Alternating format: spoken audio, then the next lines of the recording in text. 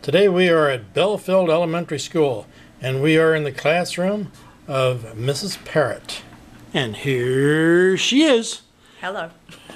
Tell us a little bit about the class that you have this year. It's 5th grade, and it's English and language arts. Writing is included in that. So we do 2 tests, reading test and writing test. That's a lot of responsibility. It is, but I enjoy it. Well, when I walked in, I saw this contraption here. You want to explain to the people what that is?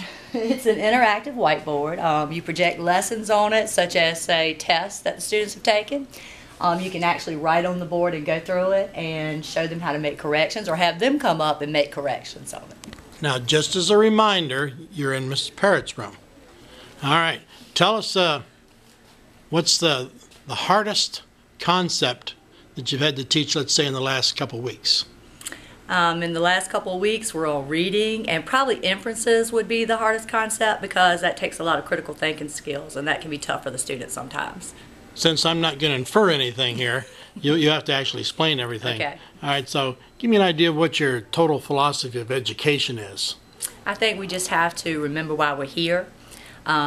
Things change every year, what we teach, how we teach it, the instruments we use to teach it, for example, but why we teach stays the same, and that's to educate the students in the best way possible, to prepare them for the outside world. How has the reduced budget impacted you in this particular classroom? I think it has impacted all classrooms, but it's just harder to get supplies and those types of things, or to be able to do some of the hands-on things that we like to do. So how many students do you have this year? In total, about 75. And on average, the class size? 25. This is an interesting bulletin board. You want to explain a little bit about this? Actually, this is for the students, not for me.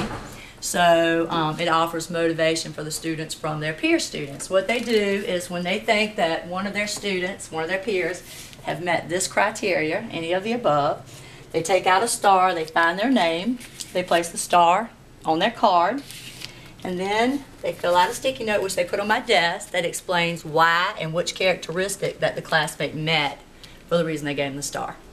So we've got trusty classmate, respectful classmate, responsible student, fair student. Oh, you got all kinds of categories for the kids to help each other. And it helps because it's peer motivation. So, of course, they want their peers to think that they did well too. So, every so often, schools get new teachers. And if a new teacher comes to you, what kind of advice would you give them?